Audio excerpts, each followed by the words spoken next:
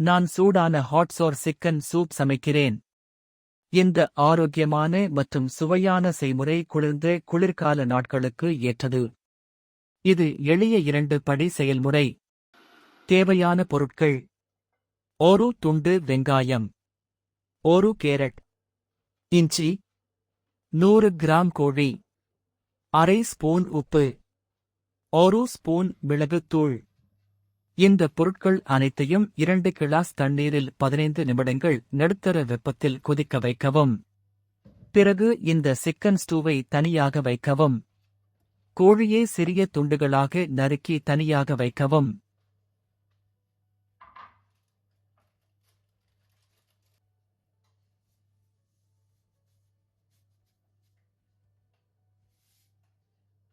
Half a spoon salt. 1 spoon pepper powder.